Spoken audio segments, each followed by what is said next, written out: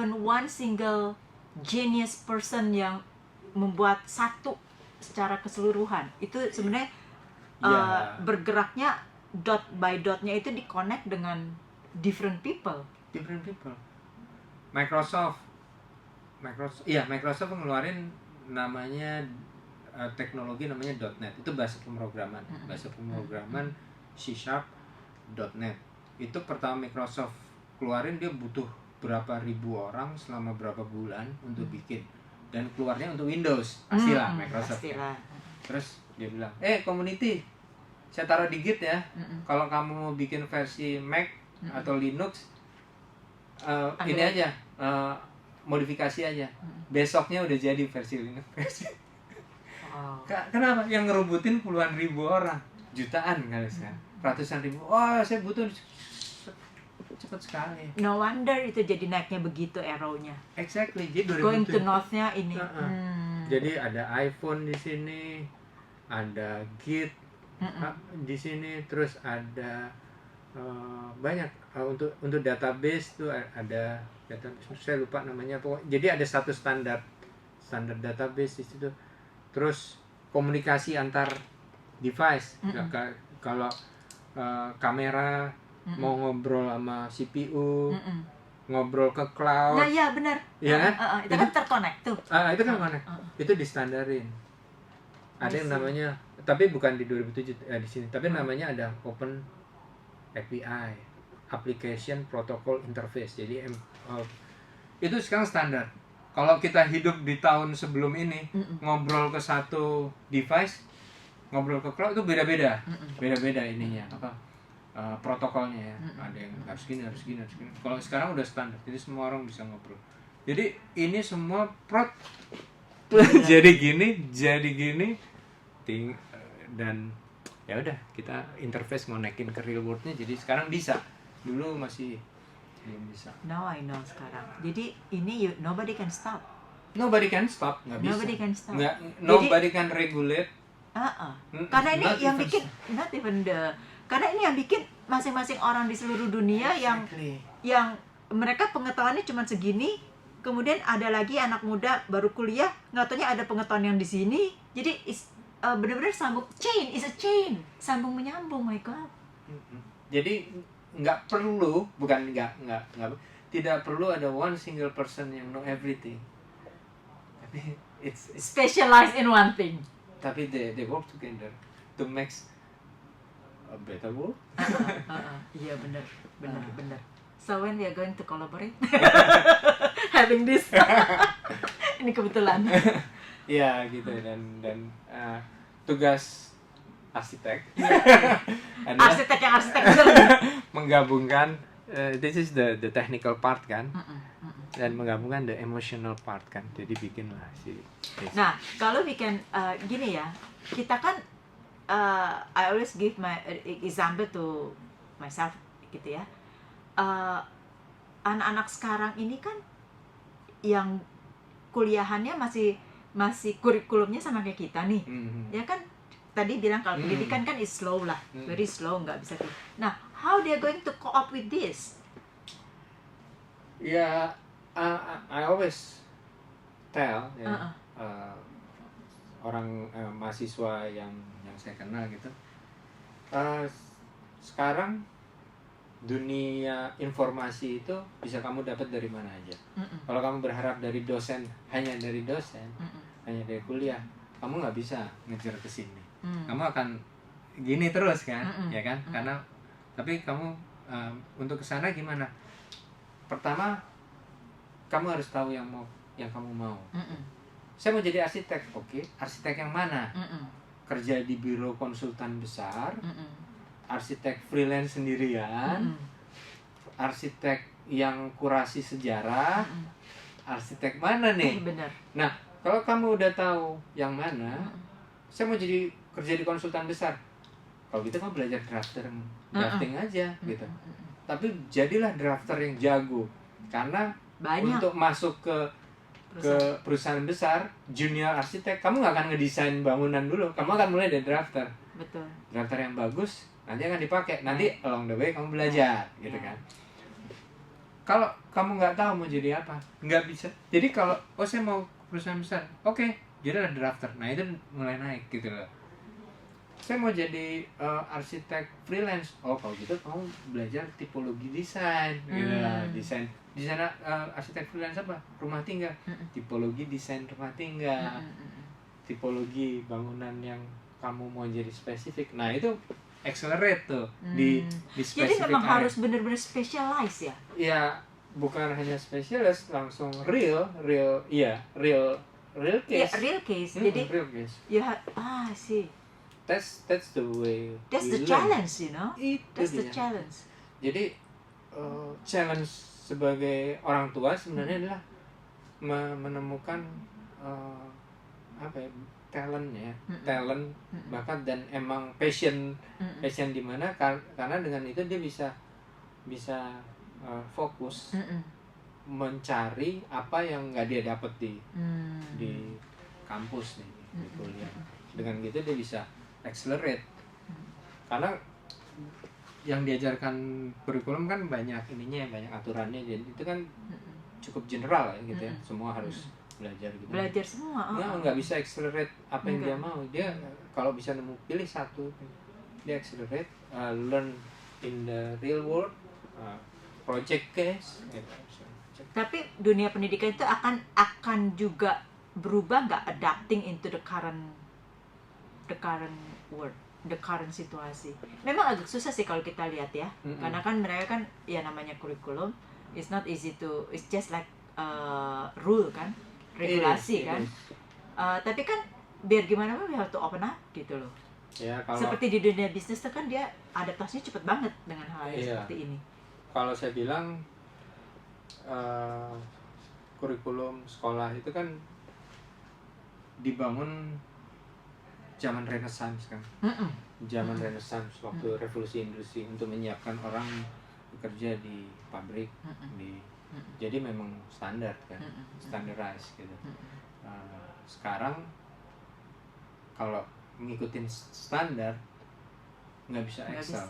Kalau kita in the past, everybody familiar dengan revolusi industri 1, 2, 3, 4 dan sekarang 5 misalnya. 5 is it? Ya kan? Nah, anak-anak sekarang nggak berbicara dengan revolusi industri lagi. Itu zamannya kita. Sekarang mereka berbicara web 1, 2, 3. Web 1, 2, 3. Ya kan? Is it? I'm good. Lumayan lah, terupdate. Nah, revolusi industri 4 is so yesterday. That was yesterday. Udah dinosaurus gitu loh. Padahal kan baru kemarin, baru 2-3 tahun yang lalu sebelum web revolusi industri 4 itu masih berbicara interconnected node. Masih dipakai di sini. Kalau ini udah masuk ke emotional ini ya. Nah, what happened with the web 1, 2, 3? That is the 3D 2D kayak gitu ya kalau. Iya, web 1 udah nyaris udah nggak ada. Nggak ada. Mungkin kalau ada nggak ada yang datang. We have to start web 1 dulu dong, baru bisa lompat ke 2, 3. Iya kan? Ya kan kalau dulu kan kita bicara tuh si Wahyu itu kan desain grafis, D2 2D, D2 2D kan bisa gitu kan. Sekarang kan udah 3D. Iya. Ya bisa belajar lagi. Iya. Ya, belajar lagi tuh, Wah. kayak apa? Pekerjaan juga kan. Pekerjaan ya kayak inilah. Sekarang montir gitu. Kalau mobil udah listrik lagi, nah itu pertanyaannya kan? kemana? They need to convert the knowledge, the skill kan? Convertnya kemana? But how? Learn. Jadi kemampuan sebelum learn, namanya unlearn dulu kan? Dihapus dulu. Iya, we make all becoming zero. Iya, gitu. Make Kosong. all become zero. You know who you are, what you like, what your talent, segala macam, and learn something new, intinya gitu. Ya di deconstruct memang. Deconstruct. Then you start with all over again. My goodness, karena nggak semua skill relevan ya bisa di-convert. Kalau Departemen Tenaga Kerja Amerika malah udah bikin satu website yang isinya pekerjaan-pekerjaan yang spesifik kan? Iya, yang Iya. akan yang hilang. Yang hilang. Dan kemudian nextnya adalah Kemana? psikologi tes. Iya, psikologi. Oh. Bukan kemana. My goodness. Tes psikolog lagi. So they wanna find out that who you are and what you gonna be. And then go through the test. Dia ngasih tahu, oke, menurut ini hasil tesnya pekerjaan yang cocok buat kamu, yang butuh persiapan banyak ini, yang butuh persiapan medium ini, yang nggak butuh persiapan ini, gitu. It's your choice. It's your choice. Jadi kayak butuh persiapan arsitek misalnya, arsitek kan butuh kuliah dulu gitu. Misalnya dulu sebelumnya dia ada arsitek yang hilang lah ya. Arsitek kan hilang. Arsitek yang hilang. Udah nggak bangun rumah lagi. Hilang. Terus dia psikotes, dia bilang, oke, dari ini kamu, dari profil kamu, next kamu cocok menjadi desainer misalnya. Atau ini sistem arsiteknya software gitu. Ya. Tapi butuh persiapan. Kalau nggak mau, kamu bisa jadi ini tanaman. Nah, itu yang persiapannya medium. Kalau yang nggak ini, nggak tahu, crafting gitu misalnya. Ada saran-sarannya. Tapi bukan pekerjaan ini convert jadi apa, enggak. Oh, pekerjaan kamu lagi turun nih, sunset nih. Dibilangin, pekerjaan kamu sunset. Do psikotes. My God. So actually what is the yang sunset itu apa aja misalnya contohnya? Arsitek. Tapi arsitek yes. Iya. Because sekarang ponakan tuh dia baru masuk arsitek di Unbrau semester 4 sih sekarang. Dia ambil sistem. Kan ada 3 kan? IT, sistem sama satu lagi lupa. Dia ambil sistem. Jadi anak-anak sekarang kan dipersiapkan. But because of kita big family-nya tuh very open kan. Jadi kayak gini, udah tahu belum ini, udah tahu ini. Oh iya nih gini-gini. Jadi it's how you prepare your next generation. Iya. Nah, gimana tuh? Sebenarnya indikatornya adalah pekerjaan repetitif yang bisa digantikan oleh algoritma itu yang akan hilang. Oke, jadi pekerjaan yang berulang-ulang ya. Kalau gitu gue nggak bakalan hilang dong. Marketing kan kreatif. Iya, nggak pernah repeat. Kalau repeat nggak laku. Jadi yang selalu ada tuh pekerjaan desainer, kreatif, create system, gitu ya, kayak gitu-gitu itu akan selalu ada. Inovator, gitu, itu akan ada. Tapi pekerjaan yang repetitif, middleman, gitu, middleman udah nggak ada. Sekarang aja is almost gone. Iya. You want to masuk aja. Udah gone gitu loh. Tadi kan bicara mengenai kita punya career ya. Pekerjaan kuliah yang mana yang nanti nggak ada, yang mana nanti ada gitu. Berarti bagaimana kita mempersiapkan generasi berikutnya? Nah, itu dulu, karena itu kan menyangkut nanti human resources. Iya. Kira-kira. Ya, nyiapin kan ada 2 ya, ada hard skill, ada soft skill. Nah, hard skill artinya ya kalau saya sih terpanggilnya sekarang memang lebih banyak ngajar ya, lebih banyak menceritakan gimana sih secara hands on gitu bikin ini sesuai dengan best practice yang ada gitu. Ngajar di mana? Sekarang sih di kantor. Jadi ngajar tim. Iya, ngajar tim, orang yang datang, atau kita juga kalau ada inisiatif baru ya saya biasanya bikin training dulu, workshop gitu tentang ya pakai toolsnya yang ya kalau arsitek lagi kan butuh drawing, butuh kontraktor untuk bikin gitu. Nah itu tetap harus ada yang punya skill untuk bikin 3D-nya, terus ngonekin ke sininya gitu, ngonekin gitu. Itu passionnya sih pengen ngajar lebih banyak gitu. Tapi soft skill itu yang agak berat sih menurut saya, karena pengalaman ya 20 tahun lebih itu bikin games dan segala macam. yang harus dipahami adalah to create something penuh soul itu ya, long hour, very long hour gitu. And dedicated long hour, apa tuh, bermasalah, ulang lagi, never give up. Kayaknya kita banget ya. Iya itu. Terus butuh learn, butuh baca, ya kan. As a game designer itu unik. Waktu saya bikin yang Dino Duel yang saya cerita itu, saya belajar dinosaurus, apapun apa itu. semua, dan jenis-jenisnya dan cerita lucunya waktu Dino Duel mau dipamerin di US, waktu itu tahun 2003 ya, 2003 misalnya, saya diminta ikut ke sana karena kan yang paham barangnya itu produser kan, yang barangnya paham banget itu saya, ya udah ke sana minta visa, waktu belum pernah ke US, minta visa tahun 2003 itu kan lagi susah-susahnya, habis itu kan 2015. Saya di interview, kamu ngapain mau ke US? Mau jualan game saya gitu. Game kamu apa? Game dinosaurus berantem gitu. Kamu dinosaurus expert?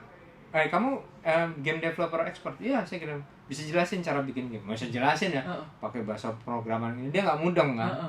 Bahasa pakai 3D-nya bikin gini nggak mudeng juga. Gini deh, kamu bisa tunjukin kalau kamu dinosaurus expert. Oh, saya bisa sebutin nama dinosaurus. Berapa banyak? Sebanyak yang kamu mau. Mulai ya. Saya sebutin satu yang dari T-Rex. Itu Stegosaurus yang ada ininya. Triceratops ininya 3. T-Rex yang paling terkenal. Cerita aja sampai dia. Oke. You're the expert. Terus dapat visa. That's the point gitu. You need to be an expert untuk build ini. Bikin game apa? Bikin game mobil. Oh, jadi expert mobil saya.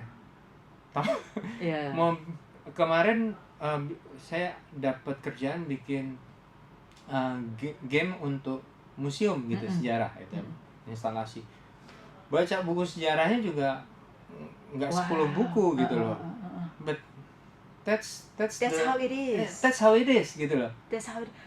Okay. That's soft skill gitu. Saya bilang, you need to learn. Saya benar-benar baca 11 buku yang saya itu. Sebelum saya benar-benar nulis, oke, skenario-nya gini. Habis dari sini masuk sini. Ada tumpukannya 11 buku. Ada yang rata-rata ini ya, baca. Tapi kalau yang ini bab ini mungkin saya nggak ini. Udah lewat masanya gitu ya. Tapi benar-benar belajar gitu. Kemampuan belajar itu penting. Kemampuan belajar. Saya game lain yang dibuat, kemarin bikin game tentang ini Diamond gitu. Belajar Diamond, cut-nya gimana, jenis-jenisnya itu gimana, cara nge-cut yang benar, terus jenis diamondnya ada yang pearl, ada yang round, ada yang ini, terus laboratorium tuh sertifikasinya apa yang gimana cara nilainya gitu-gitu. Begitu gamenya jadi mungkin ya cuma gitu doang, orang main gitu. Tapi di balik itu kan prosesnya sebenarnya yang penting. That's the soft skill yang menurut saya ya, itu masih PR tuh. Jadi the future is the soft skill. Iya, soft skill, dan hard skill otomatis. Hard skill is automatically follow the soft skill. Exactly, isn't it? Exactly. Jadi apalagi kita ya Indonesia itu kan bangsa verbal ya, verbal. Oh ya. Dan untuk membaca itu not listening.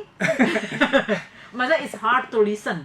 Listen itu kan dia hanya hearing aja, terus lewat kiri ke kanan. Tapi listening is really like when you talk, I really listen. Then proses. Setelah nggak, dan yang tidak tahu langsung there's a question kan. Exactly. Gitu. That is actually listening. And then how-nya itu adalah ya reading the book, reading all the news. That is how I caught up with this metaverse dan segala macam. Walaupun ini hasilnya adalah audio visual, tapi you learn the underneath gitu ya. Iya. You read gitu. Have to. Ya seperti kripto. Tadi kan I salah kan. It's a mistake gitu. Bukannya kriptonya pikir-pikir nih kayaknya Superman gitu. Ternyata you know.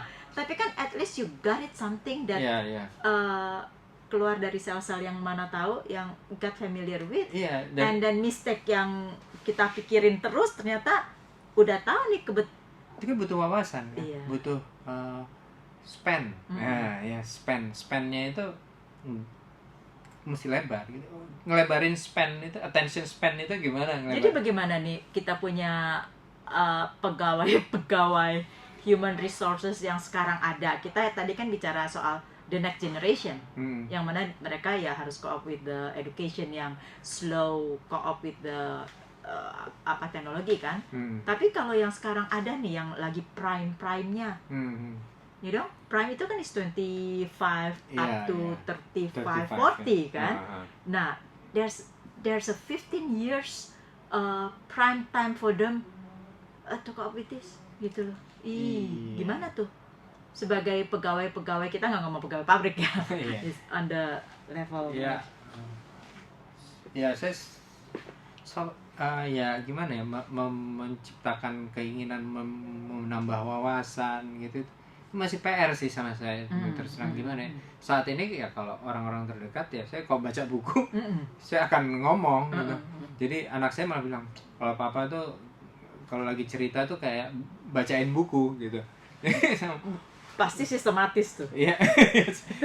Jadi ini ya kayak gini. Jadi tahun 2007 tuh ada gini tuh akan yang nulis. Ya kayak tadi saya terus saya lagi baca buku tentang penandaan Daniel Kahneman yang itu tentang noise-nya berpikir. Itu tiap habis satu bab ceritain lagi. Tapi that's a good thing loh. Ya makanya yang kayak gitu-gitu tuh. Kita harus memfeeding wawasan.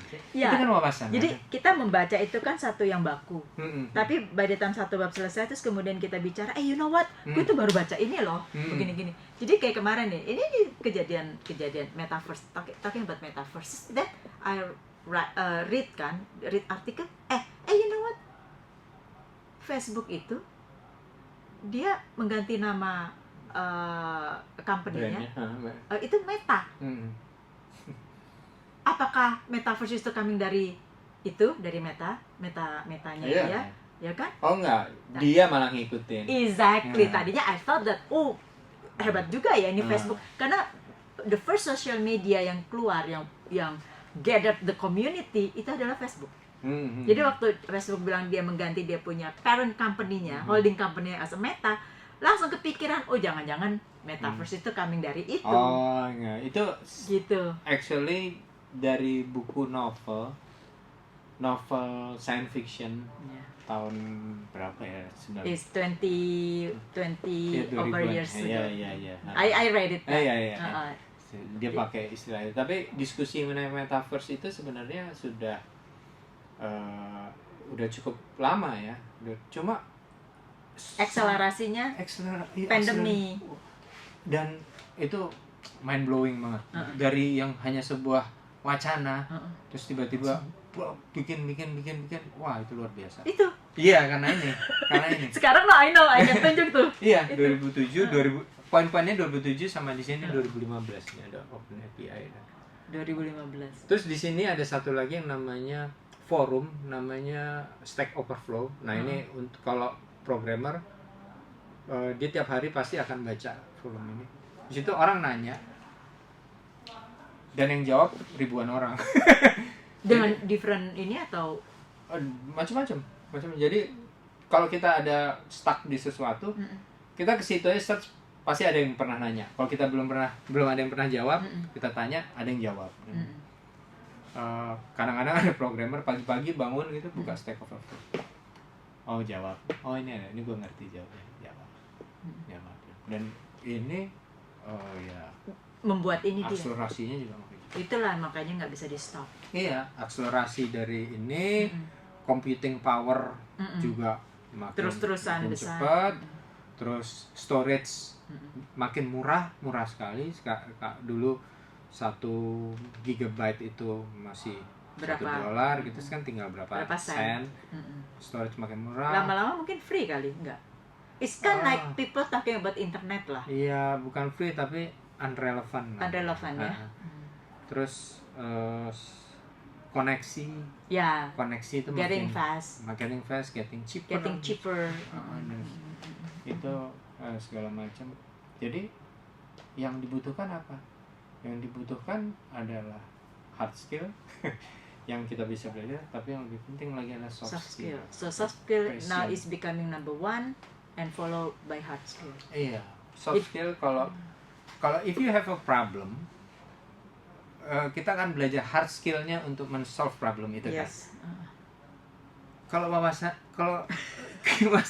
kita nggak punya problem. Cuma segini. Kita nggak mau melakukan apa-apa karena ya sudah. Mungkin ada problem tapi nggak tahu Nggak kalau tahu kita punya problem. Tapi kok attention span-nya gitu kan Besar, dan you know how you it's know, going to be. Saya mau solve ini, and you learn the hard skill. Ya kan? Jadi ya soft skill-nya itu yang penting. Yang PR tuh. Jadi nanti akan banyak pengangguran dong. Exactly. Itu benar. Oh my god. Buku yang paling terkenal tentang itu kan pernah tahu Sapiens? Tahu kan Sapiens? Ya. Sapiens, habis Sapiens buku berikutnya Homo Deus. Ya, Homo Deus. Baca dulu. Baca, kan? Nah, di situ kan sudah dipredik banyak orang yang irrelevant. Ya. Irrelevant. Jadi skillnya irrelevant. Yes. Dia akan masuk metaverse sebagai penikmat. Karena di dunia nyata nggak ada kerjaan. Atau kerja juga cuma butuh 2 hari seminggu gitu misalnya. Karena sisanya udah AI yang ngerjain gitu. Sekarang kita sudah mikirin, ya mungkin itu yang disebut follower. Oke. Gitu, dan yang menguasai algoritma ini adalah golongan tersendiri yang they control everything and the other is irrelevant. Dan ini semua akan mengubah tatanan, termasuk tatanan industri pekerjaan, politik, ekonomi. Politik karena yang irrelevant ini perlu hidup kan, harus dibiayai. Nah, jadi yang dengan segelintir inilah yang harus. Iya, dan sistem kapitalisme yang membebaskan semua orang untuk berkembang, yang irrelevant nggak bisa compete. Jadi kapitalisme mungkin demokrasi kapitalisme mungkin udah bukan jawaban, gitu loh. Harus ada sistem baru. Nah, itu ceritanya agak panjang tuh. dan nggak usah, itu nanti aja the next chapter. tapi itu ya jadi banyak pertanyaan tuh yang itu, karena kan is the book. Cuma satu deh pertanyaannya, how can he predict that, gitu loh. Dia kan menulis, dia kan profesor sejarah. Iya. Profesor kan sejarah loh. Ini sih dia menulis itu zaman kapan? 2017. 20 Dia sebelumnya. Sebelumnya dia. Ya, anyway, 10 tahun lah. In a way lah. Plus minus gitu loh. Dan he punya feeling gitu bahwa ini akan seperti ini. Ya, saya rasa kalau orang udah level sejarah yang philosophical ya, they see the pattern kan. Dia mencari pattern. Patternnya kemana. Kayak ini ya, kemarin saya juga baca jurnalis juga yang nulis, mungkin jurnalis Farid Zakaria itu orang Iran tapi tinggal di New York. Itu dia nulis orang pergi kerja ke kantor untuk terus pulang ke rumah, artinya dia punya 2 dunia kan. Itu hanya terjadi 300 tahun terakhir dalam sejarah umat manusia yang 20.000 tahun gitu. 300 tahun terakhir. Jadi 300 terakhir mungkin akan berubah lagi. Kalau dulu pengrajin itu kerja di rumah, anaknya ngelihat kan, terus ngikutin bapaknya gitu segala macam. Nah, it's going back. Jadi siapa bilang ini sesuatu yang baru? It's nothing new under the sun, remember 300 that. tahun yang lalu ini yang aneh, dia bilang. So, there's a pattern. Kalau span-nya itu lagi, knowledge span itu, kalau knowledge span-nya hanya segini 100 tahun terakhir, wah gitu kok kerja di rumah gitu, wah nggak punya nggak punya kehidupan lain di luar rumah. Tunggu dulu, yang orang punya 2 dunia itu cuma. Kalau kita melihat ini kan semua melalui proses ya. What happened with the shortcut? Kan belakang ya mungkin akselerasi ada, tapi shortcut kayaknya enggak deh. Karena in the past 10, 15, 20 years kali ya yang shortcut. Shortcut aja lu masukin ke sini gini gitu kan. Itu kan is get familiar with bahwa proses itu bisa ditinggalkan half karena digital. Nah, now yang kita bicarakan the opposite loh. Enggak. Ya, speed up atau different meaning. Different meaning sih. Kalau saya bilang untuk men-speed up satu proses mungkin dengan bantuan tools dan semua speed up, tapi tetap harus dilewati ya. Prosesnya. Kalau speed up-nya di skip ada yang hilang pasti kan, ada yang hilang gitu. Tetap dicepetin, tapi tetap prosesnya sih ngikutin karena ya you need to ya kayak ini aja dulu, baris berbaris gitu. Baris berbaris nggak usah baris berbaris, skip aja langsung belajar matematika. Padahal baris berbaris itu kan penting, ngajarin 1, 2, 3 and 1 dan spasial, terus urutan menurut space, ini kita kemampuan kita mengikuti hitungan dalam konteks space gitu lah, dan jarak dan segala macam. Kalau itu di skip ada yang hilang nanti pas udah jadi program. Lah kok hilang? Kok nggak paham gitu lah tentang konsep space, tentang benda jatuh. Jadi berapa ininya? Parabola dan mungkin dia akan nggak dapet dimensinya gitu. Untung gue dulu IPA jadi rada tahu kan. Coba kalau yang kuadrat segala macam. Untung. Aduh.